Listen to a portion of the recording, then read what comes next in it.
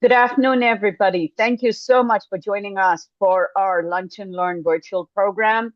It's been about 6 years we've been doing this work, and we're very excited to bring today's program to you. As you all know, the 2024 elections was a surprise to many of us, and it was surprising in many different ways, not just the end results in some ways, but also who participated and who didn't participate. And it has been a question that we have been raising in our own groups as the League of Women Voters. And we are so fortunate, incredibly fortunate, to be partners with America Votes. They are a national powerhouse in the area of voting rights. They're also a powerhouse in helping many of us grassroots organizations do direct connections with voters. So welcome again. My name is Penny Sharan. I'm the State Advocacy Chair, and on this call with me are two absolutely wonderful, and I'll introduce our main presenter in just a short minute. Okay. Sydney Jones is our presenter, and we'll do a little bit more about Sydney and what he brings to the table. And I am so excited to hear from Sydney. I get the opportunity to hear from him almost every month, so it's great to share this information with all our league members.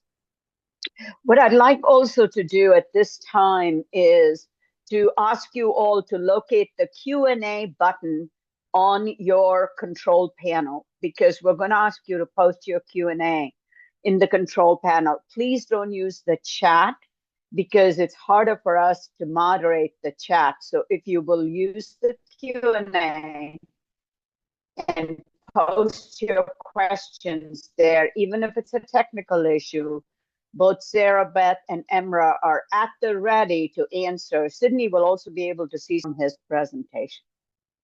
With that, I'm going to move on to today's topic is what the 2024 vote tells us about 2026, okay?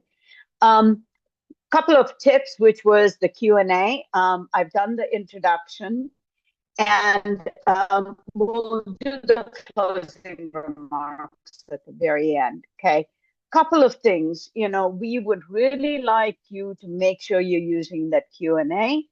If you have questions that you were unable to, please ask us those questions at our email, lwvazadvocacy@gmail.com.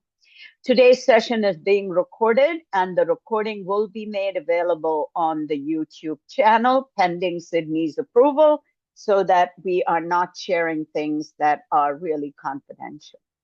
Before we get started, we must always remind all our listeners about the league. We are celebrating our 106th year as a nonpartisan but political activist grassroots organization.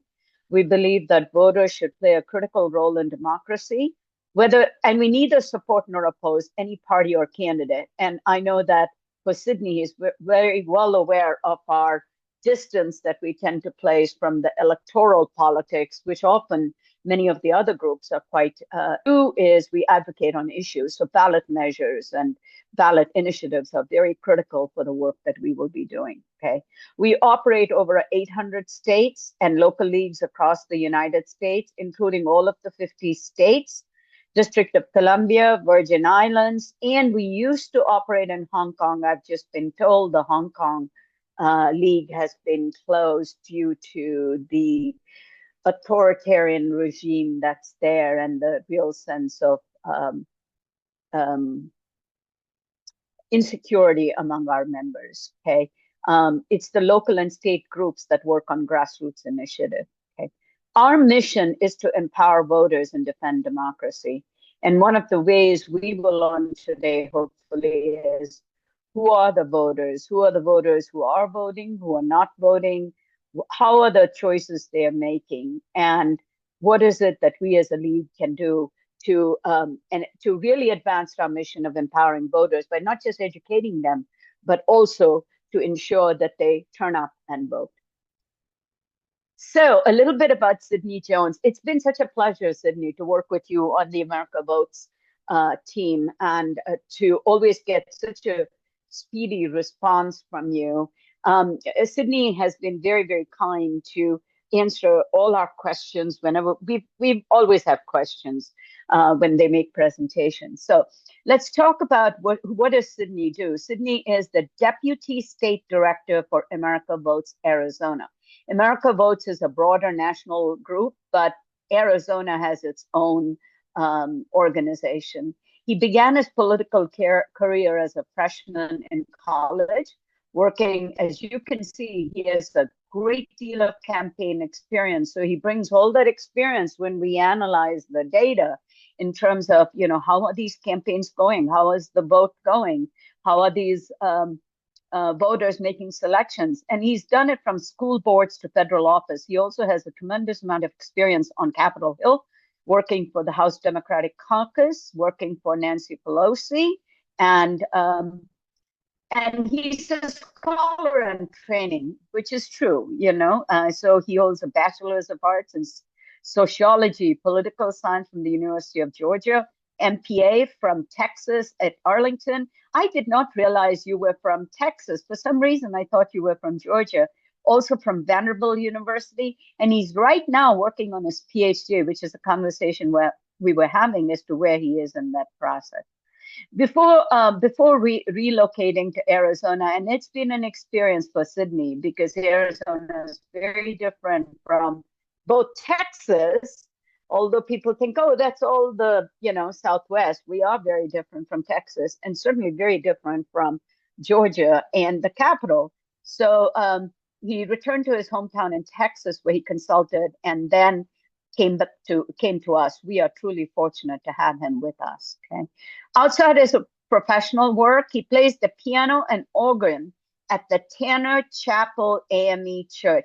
What a phenomenal church, Sydney. I did not know you were the organist. I have to show up for some of the services. It's just so inspiring. And it is the oldest Black church in Arizona. And if you all have not visited services at this church, I would really encourage you to do that. He enjoys baking, cooking, and most importantly, both his 10-year-old hound terrier. So with that, I'm going to stop sharing my screen so Sydney can talk to us and share his screen as he chooses. Great. I'll come off mute. Thank you very much. I didn't know you were going to go through the whole thing, but thank you very much. But we're sitting back here behind me here, so he's usually hanging out with me in the office. I'm actually one of three organists there at Tanner, so I won't take the credit for being the sole person there, but yes, I'm one of three. But again, thank you. I'm delighted to be here. I appreciate the opportunity to share. I'll do the best that I can. I am more of a behind the scenes person typically, except during our table meetings. And of course, people get plenty of emails from me. But I'll do my best to try to go through this data with you and answer any questions that I can afterwards. And whatever I can answer, I'll take those questions and I'll get back to you at a later time. All right. So I'll go ahead, if I have permission to, I can go ahead and share my Yes, you screen. do. You should have. All righty.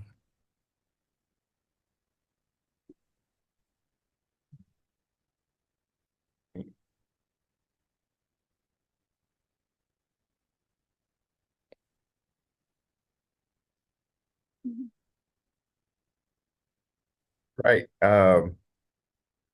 What I'm going to do today is go through a list of things to talk about what happened in the 2024 election, and I'll go through some extensive details about that. And then what I'll do is talk about briefly the political landscape, some of our strategic imperatives, so the things that we're going to be focused on the most. And then I'll briefly go through some election threats that we are monitoring and have to consider through the election cycle this year. So the first thing I'll do is just a broad takeaway. We know that Arizona was one of the most competitive battleground states in the country. We had competition up and down the ballot from presidential race, obviously, and to the state legislative races. Um, the population growth here in Arizona, it makes the electorate less white and more Latino, and we can talk about that a little bit more. The registered electorate is largely unchanged from 2020. It has a slight Democratic advantage, but as we'll talk about, we haven't really been leveraging that advantage like we really should. Uh, the the other thing to note, Arizona is a party registration state, as we know. One of the things where we were disadvantaged in this past election cycle, Republicans had a significant voter registration advantage, and they continue to now. And then we also had an increase in registration among unaffiliated voters as well. So, other key takeaways, overall registration increased across the state, but Democratic voter registration declined. The total voter eligible population and party turnout declined as well. We'll go into that. Democratic voter turnout was lower than GOP and performance declined. And of course, we obviously know that. Overall, women vote share declined, and this was fueled by non-white women. And the overall Democratic vote share declined as well. The 2024 electorate was more Latino, as we talked about, and as a result, Latinos did make a significant impact on the elections. And despite lower turnout overall, young voters still made an impact in the election. So, talk a little bit about voter registration. There were more registered voters here in Arizona, but the largest registration for party was Republican and unaffiliated. So as this chart shows, there was a slight decrease in Democratic registered votes, but again, overall increase with that increase coming from registered Republicans and unaffiliated voters. So Democratic registration dropped over 100,000 votes since 2020. And of course, as we said, new registrants interstate migration, party switching, mortality. Those are some reasons that we've seen a decline in registration just overall. But on the Democratic side, we have to just do a better job of registering voters. Uh, the next slide, Latino registration grew by 30,000. Overall, white registration dropped by 131,000. These slides will be made available to you, so if I'm going too fast, you all can have these slides to reference. And we'll talk a little bit about Latino registration and the impact that they had on the election. But this is definitely one impact. Their registration did increase significantly. And Latino voters also made up the largest net gain of votes between the GOP, between Republicans and unaffiliated voter registration. Again, this is a reiteration of what I've mentioned before. Again, new unaffiliated registered voting outpacing both Democrats and Republicans. So this is an interesting note. Arizona is obviously known for its independent, unaffiliated streak, so to speak. And so this kind of just highlights that. And that when you look at Democrats and Republican registration, unaffiliated voters outpace both major parties. So a little bit about our turnout. I mentioned before our voter eligible population is down. Now this is different from registered vote turnout. So just want to clarify that voter eligible population, everyone that's 18 and over, obviously that's eligible to vote. Of course, we know all of those that are eligible aren't registered. So just want to make that clarification. But turnout among voting eligible population is down by 3%. So it went from 66.6% to 63.6. So a little bit about change in turnout. As again, I indicated here, the voter eligible population different from registered voters. The turnout for registered voters was 77.9%, which it was a percentage point increase again from registered voters since 2020.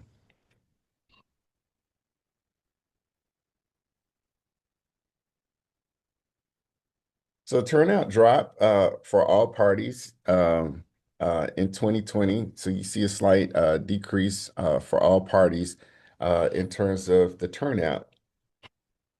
Overall, we see here um, that turnout from 2020, and this is registered voter turnout from 2020 to 24, just went down slightly.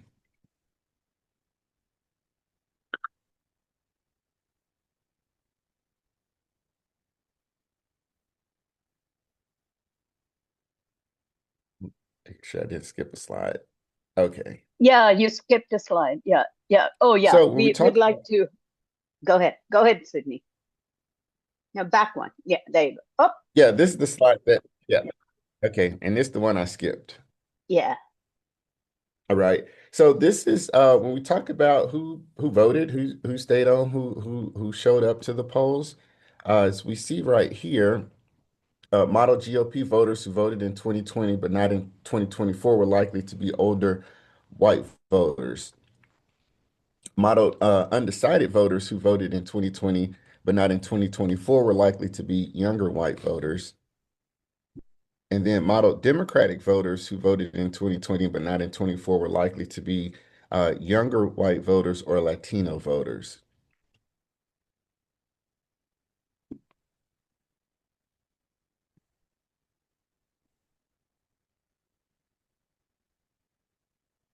And this shows us about the drop off that we had within our party. So you see, Democrats had the largest drop off of non-returning voters with 202,000 non-returning, and the Republicans almost 150,000.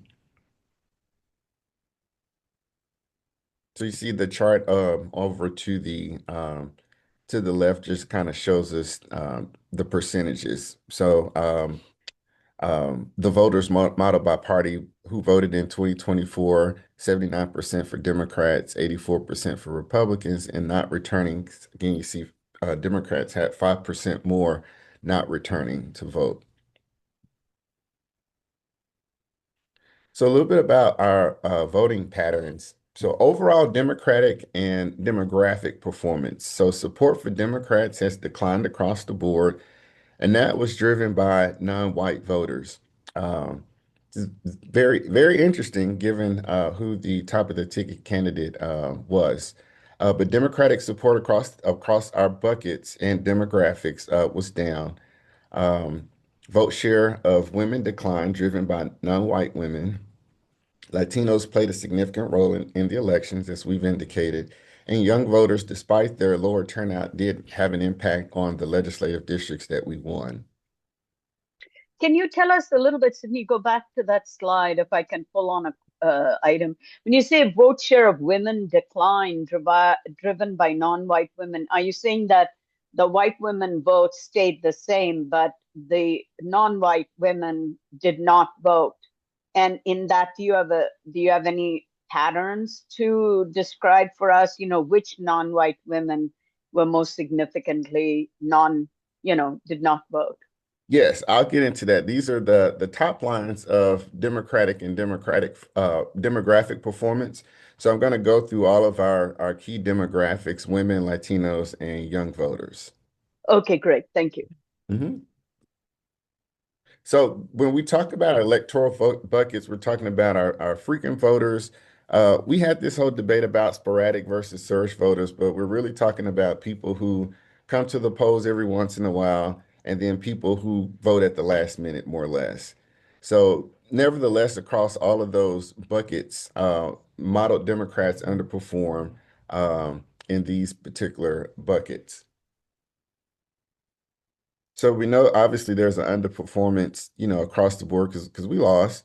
But this just kind of shows you a little bit more specifically where we lost and potentially where we need to make up with certain types of voters.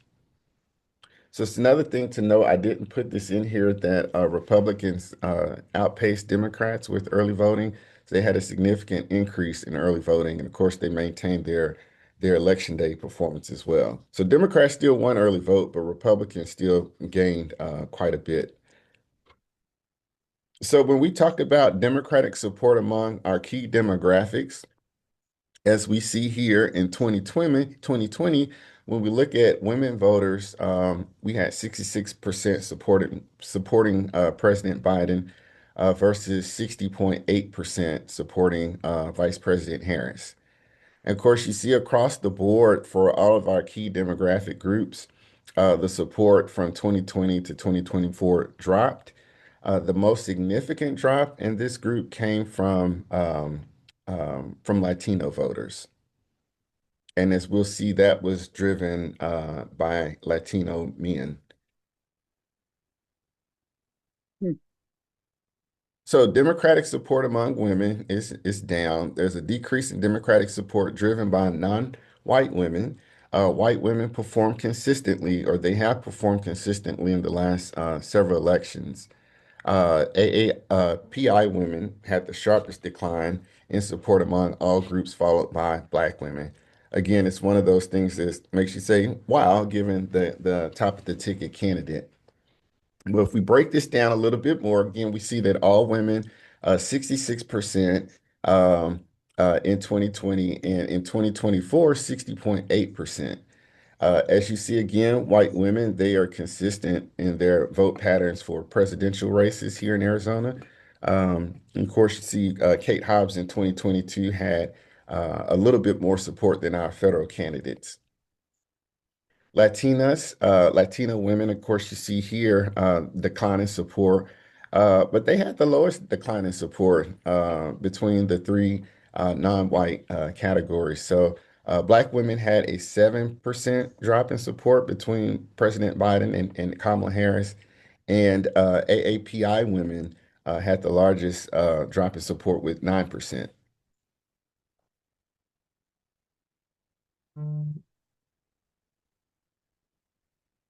So Latinos, as we mentioned, made a significant impact. They had a higher voter registration and their vote share increased. However, it was Republicans and unaffiliated that benefited the most from the registration, and also from Republicans benefited from Latino support. Latinos, again, decreased their support for Democrats more than any other group. And this loss of support was driven by, again, Latino men. So again, this chart, previous chart that I showed before was just a reiteration of Latino registration and how it grew. Um, and it shows how white registration dropped as well.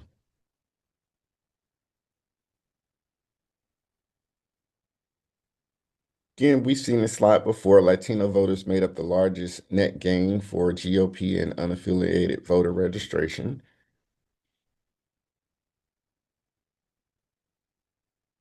And they also had the greatest vote share um, amongst our groups. And to the right, you can see, or to the left, you can see change in vote share from race. So you see all of this. So one thing I will point out, the Native American vote share did decrease.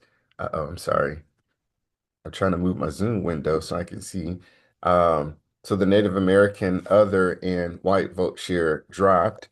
Latino vote shares you see has increased along with AAPI. Just a very small increase vote share from Black voters. I have a slide on Native voters that I can share in the full deck, but that is something to note that the Native vote share did decline significantly.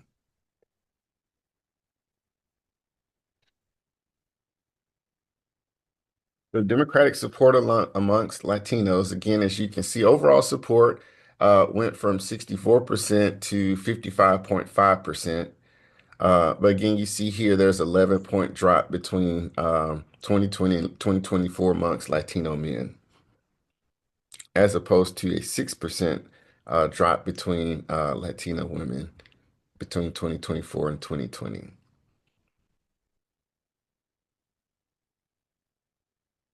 So young voters made an impact. I think I forgot to put the chart for their turnout, but the turnout was down amongst all the demographics across the board, including young voters. It wasn't more than 10%, but I'll make that available in the when I submit the slides for y'all. But young voter registration helped propel wins in two LDs. So young voters could take credit for the wins that we had in our two LDs. Actually, I thought I didn't have it, but here's the chart. So as you see, 2020, 2024, we're this year we're doing something a little different in terms of our what we call our young voters. So we are looking at we're going up to age 35 when we look at young voters. So this is what we're looking at from 18 to 29 and 30 through 40. As you see again, the support for Democrats dropped, um, and it dropped roughly about the same evenly here.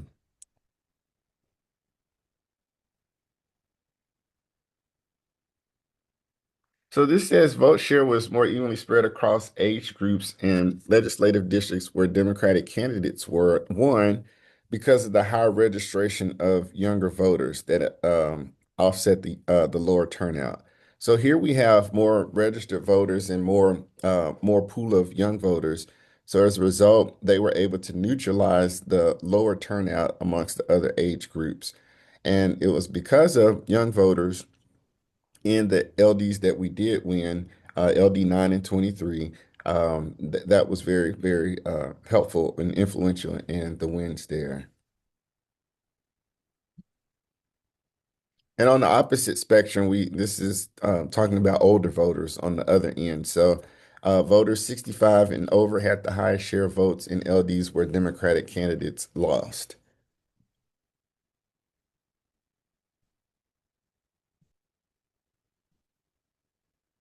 So we are looking out for 2026. We talk about our priorities. We want to reelect our statewide officers, governor, attorney general, secretary of state. We also want to try to win back superintendent of public instruction and the two seats on the Arizona Corporation Commission. I think we have a candidate for the mining position. I can't remember the title. Y'all forgive me, but there's a statewide mining office that I believe we do have a Democratic candidate that's filed. Our priorities for our federal seats are the same. We are still targeting Congressional District 1 and 6. We fell a little short. If resources allow, we will be focusing on Congressional District 2 as well. And as far as the state senate, we want to try to flip the state senate. We need to do three seats in order to do that. That's, from what I understand, is going to be a little bit more difficult than winning four seats that we want to win in the state house. And so I'll get into that a little bit more. So we want to protect our incumbents, our governor, secretary of state, and attorney general. So a little bit, Kate Hobbs, she's obviously raised more money, definitely have the incumbency advantage. She holds the record, as we know, for the most vetoes in Arizona. And she's our first Democratic governor since 2009. So this year would be the first year we have a lieutenant governor on the ballot. We're not sure what type of impact that will make just yet. Uh, it will likely probably be determined by the candidates themselves and who they select and what they determine those running mates are going to do in the administration. Hobbs has again raised the most money, $6.2 million cash on hand. Biggs has reported 1.9 million, and Schweikert has raised 872,000. From what I understand, a lot of his funds have come from his congressional. Was able to transfer apparently his congressional over to this particular run. We also know that uh, um, is it Karen Taylor Robertson decided to drop out of the gubernatorial race. So on average across these polls, we see that Karen Hobbs has a 6.6 margin advantage. But here's just a collection of polls that were taken since May of last year by different polling pollsters. But the October poll you see there, where you have Hobbs down -4, that was against a generic GOP candidate. So that was before we had Biggs being considered or any other GOP candidate. There were some some numbers with Karen Taylor Robson, um, but of course she's not in the race anymore. So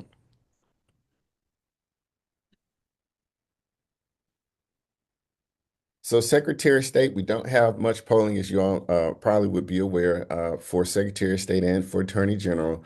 But as we see, our incumbent is well positioned financially, having raised um, almost three times as much as the closest Republican opponent.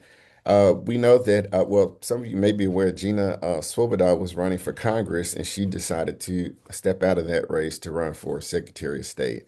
And she's actually, for some that don't know, is the former chair of the state Republican Party. Yeah, Attorney General, a generic poll had Chris Mays down 40% to 41%, but again, that was against a generic Republican. So it's telling that our candidates are really going our candidate quality is really going to make a difference, given that it seems in generic polls, Republicans are having the slight advantage. Um, but again, no polling. Chris Mays leads fundraising. Glassman has contributed to his campaign $1 million, but he still has a pretty sizable war chest. He's likely going to win the primaries for as much as we can tell. And from what we also know, obviously this is the closest race in 2022, and we're pretty much expecting that to be the case again this year. So our pickup opportunities, I mentioned, Congressional District 1 and 6, those were same targets from the last cycle. And again, if funding allows us, we will do pickup in Congressional District 2. So there are a number of candidates that have filed, and we can get that list available to you if you are curious to know how many candidates. But there are quite a few candidates on the Democratic side for these congressional seats, and it's going to be pretty competitive Republican primaries as well. But to kind of give you a little bit of insight, these were our targets last year or the last cycle. We lost CD1 by 3.8% and CD6 by 2.5%. Typically, if you have a race that's within 5% margin, you want to consider that competitive. So as we see here, this would still kind of fall into that competitive category. As far as our state house, our targets are pretty much very similar. Ignore the CD2 part down there. I did a duplicate there. But our state house races, state senate races, again, are similar to ones that we had in 2020, 2024. I don't have the seats that we're targeting that we're trying to hold, but just these here are the pickup opportunities. So state senate 2, 4, 13, and 17, and in the state house 2, 13, 17, and 23. And for the house, we will obviously want to get both of them, but if we get one, we will be happy with one. Here you see our targets. Again, I talked about holding certain seats, so we want to hold our state senate in LD 9 and 23. And then you see our pickup opportunities there, the four pickups that I mentioned. And then we have reach there. And this is if we again have the resources to put into those areas. Those are some very possible far-reaching districts that we can look into possibly picking up. On the state house side, we have a few more seats that we want to hold on to, but we also have at least four that we hope to pick up. Again, 4 and 13, we're hoping we're doing a double shot there, so we hope that we can at least get one, hopefully two of those seats. And then again, our reach for both state senate and state house is LD 16 and 27. This chart, you all can take a look at when you get the slide deck, but this kind of gives you some perspective uh, on, how we decide what's going to be targeted or not. And again, we're thinking about the thresholds here. The win number or the win percentage for state houses is 25+%.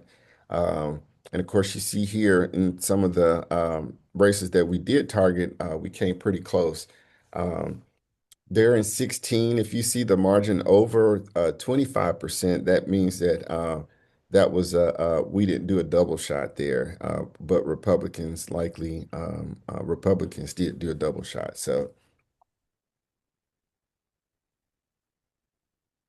So I won't go into all of these, but just to kind of give you some idea of where we're trying to focus our efforts this year. Um, this is just pretty broad, and we've kind of narrowed this down when we talk about electoral buckets. But in terms of our demographics, we do want to improve Latino, Black, and AAPI voter turnout. That did decline across all of our demographics, as we know, so we do want to try to increase that turnout.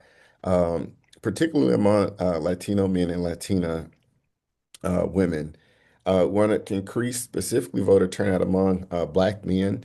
They voted fairly consistently in the last few elections. Their support for Karen Hobbs uh, wasn't very high. So our goal there is to try to maintain the support, but increase the turnout. And of course, want to maintain support and turnout among AAPI men and women as well. Um, Want to improve young voter turnout and support. Want to improve our SOTV advantage, and more particularly want to try to get more of our people out to vote early, so that we can get our early vote advantage back past 90%. And we have a universe of persuadable white voters that we want to try to focus on. And we are trying to determine how we're going to split up regions this year.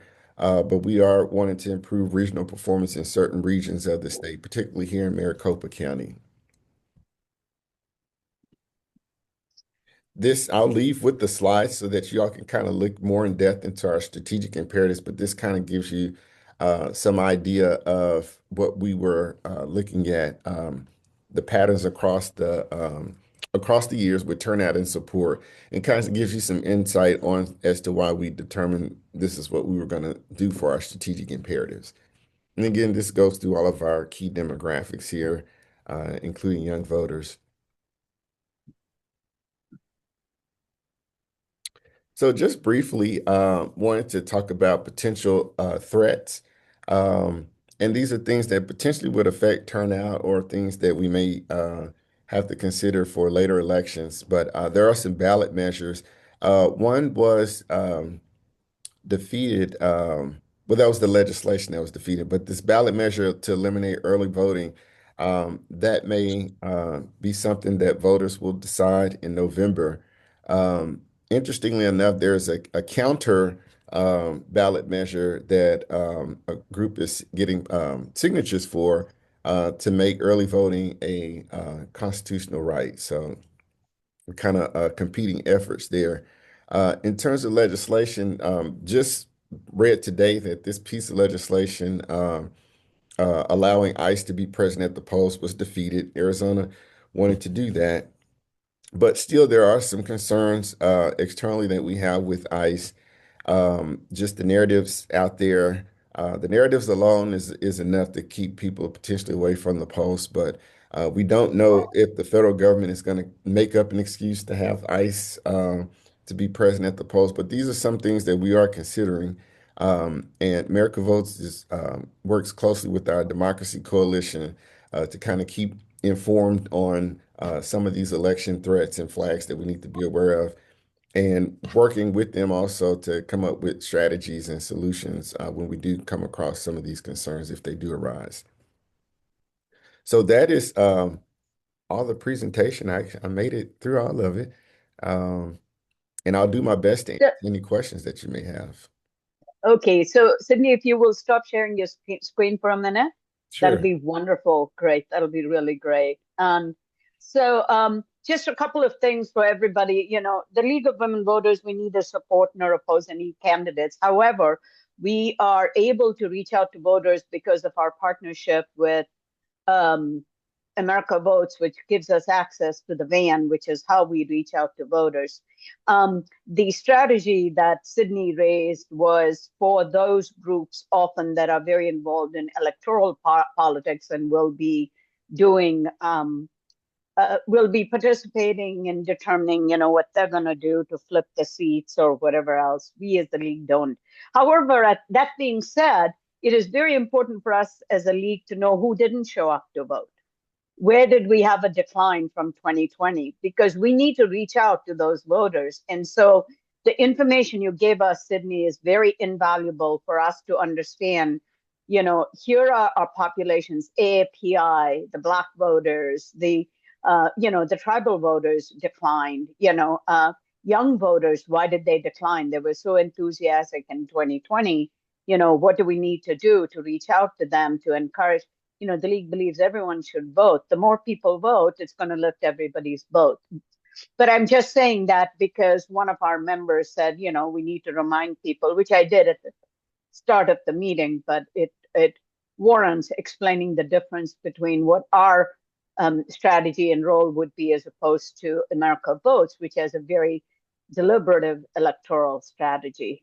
So with that being said, there is a question that was asked, and I think I'd ask Emra wants to ask that question live, so I'll let Emra do that.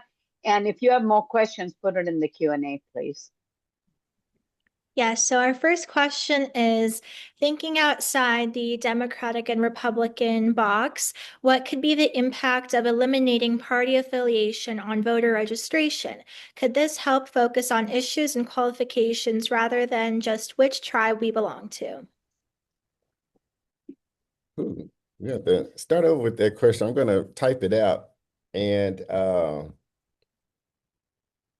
Sydney, if you look at your Q&A, Sydney, button, mhm. you can see the question there. You'll be able to see the question there. Take a minute to do that. Where is, okay, I see. Yeah. It's an open question. Take your time to look at that. And while you do that, I just wanted to flag for you, one of our members identified that on one of your slides, you had referenced Governor Hobbs as Karen Hobbs, and she's Katie Hobbs. So you might want to fix that on your slide deck. Okay, thank you. Yeah. Okay, thank you. I do that sometimes. Thank you for pointing that out. No, yeah, that's okay. That's okay. So this question, I would probably want to spend some time to think. This is more of an opinion as opposed to something closely related to this data. So I would prefer to answer that one offline. But if there are any questions related to this slide presentation, I can answer those. Thank you. So for everybody, the question is from one of our members saying, thinking outside the DR box, what could be the impact of eliminating party affiliation on voter registration? Well, the question I would ask then is, what is the impact of that on how elections are run, how primaries are run? If the voters, so that would require change on legislation, change on how parties do, so just eliminating your preference, which is why people say I'm not affiliated, I think, to a large extent, because they don't want to be in a tribe. But that's something to think about is, what eliminating that, how does that actually fit into our existing current system by which primaries are run, by which candidates get funded, by which, and that's one. And then the second is it possible, and it's something for us to think about, is it possible that the decline in participation has to do with the fact that the candidates were focused on issues that turned the voters off, okay, regardless of the party. And so it might be something for us to think about. So other questions? I'm not seeing questions posted. Would appreciate that. And I'll wait for Sydney, take your time to think about that question, and maybe the AV team has some thoughts on it, and just send us an email to Sarah Beth or Emra, and we'll get it back to the people who are in attendance. Well, I will say off the top of my head, I mean, Arizona, there are some states that do voter registration by party, and then some of them just do voter registration. Um, eh, I think voter registration by party at least gives you a better idea of who's on the team, so to speak. Most other states, you have to kind of look at voting records to determine who's voting in the Democratic primary or the Republican primary, because we have open primaries. But you're usually having to look to check voter files to verify who's more likely Democrat, as opposed to just having a registration list of both. So my thought, just off the top of my head, personally thinking, I mean, there's utility in having a party registration. I think it also kind of benefits unaffiliated voters to do that, as we see here in Arizona, because we see a lot more people registering as unaffiliated voters. And that also gives parties, in my opinion, a more easy, reliable target, as opposed to trying to figure out who's who in that independent world. You already know based on, their designated voter registration affiliation. So, um, and issues and qualifications rather than just politics is about tribes. I mean, this is from my academic training, and we kind of know it intuitively. Um, that's probably something that's going to always be a part of politics coalitions, and you have to tap into certain coalitions and build certain coalitions to win at the polls. So, uh, it's pessimistic answer. We're going to always kind of end up in tribes. That's just kind of the nature of human nature. But the focus is whether or not you can tap into those other tribes and bring those tribes along with you, based on whatever issues, based on candidate quality, or qualifications or whatever. I have a second question. Did a significant number of Arizona voters only vote for the president and Uh, not so down ballot? So that question, so we actually had more people drop off the presidential vote. Um, uh, well, actually, let me take that. We had more people drop off on the Senate vote than the presidential vote. There wasn't, turnout was lower, but there wasn't a significant drop with the presidential vote. Of course, we know Gallego won, so that was the indicator that there was a drop off with Republican voters in that particular race. Then the other question was that the single shot strategy won seats for the Democratic candidate in several districts. And then you said something about now those are being prioritized for double shot strategy. What is double shot and why use that? So I didn't say well, I hope I didn't say prioritize, but I know that that's one of the things that we're doing. Some districts we didn't do double shot and single shot. Some we did. Um, there's research out there, and the research is mixed. I know under certain circumstances, double shot and single shot is better. But if you're not familiar with that, of course, we know that in legislative districts, you can vote for two candidates to be your state house representatives. There are times where either party will field just one candidate to increase their chances of at least getting one seat, as opposed to fielding two candidates.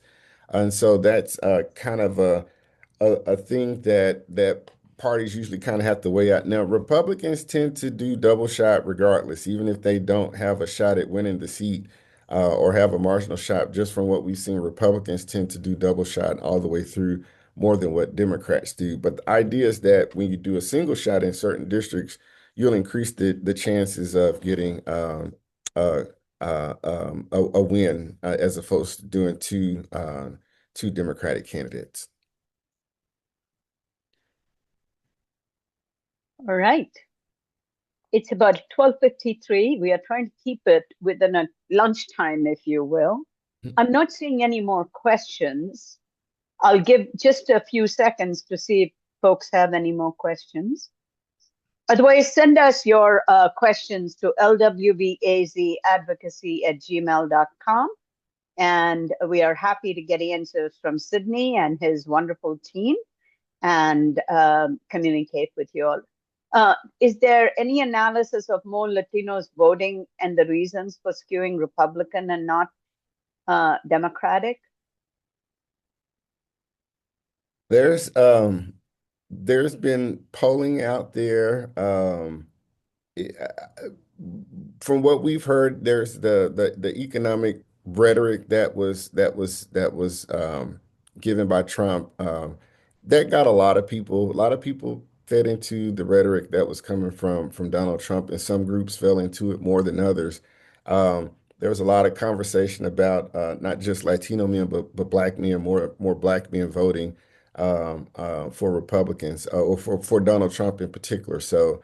Um, I'm not sure of any particular articles. I can try to find some things, but just generally speaking, um, there was there were some things that indicated that economic concerns um, were what drove Latinos to Republicans. And there are also conversations, frankly speaking, about men not wanting to vote for women as president. And that goes both ways too, with women not wanting to vote for women. Again, interestingly enough, Kamala Harris received less support among AAPI and Black women. So some of those things you can't figure out sometime. But in terms of Latinos, from what I understand, there were some economic reasons that were cited. There were some immigration reasons that were cited as well. And then, of course, you have again the idea that there won't be certain people that will vote for a woman to be president. So Thank you for that question. Any other questions? All right, Sydney, thank you so much. I'm pleased that others got to see the data. I think it was important. I think it's going to make them think about, even our own outreach work, because we really need to get as many people to the polls coming up in November and in July during the primary. There'll be a test run. So hopefully we can all step up to do that work. Everybody on the call, please remember we're starting to prepare for get out the vote work, and which is why we invited the Marco Votes, because they are our partners in providing us the resources in order to send texts, to make phone calls to voters, to get out our messaging about early voting, to get out our messaging about everybody should vote. With the primaries, our big message will be our Vote for 1-1, which Sydney, of course, knows about. And we will be trying to get all our candidates. So we need everybody helping calling these candidates who don't want to share their views or opinions with the public. And so we hope you can all help us with that. With that, we're going to start closing. Thank you all for coming. Thank you, Sydney. As always, I love hearing from you. Sarah Beth and Emra, thank you for taking the calls in the background. Appreciate everybody. Have a wonderful rest of the week, and hopefully, Sydney, you get to finish your chips and grapes. Okay. All right. Thank you.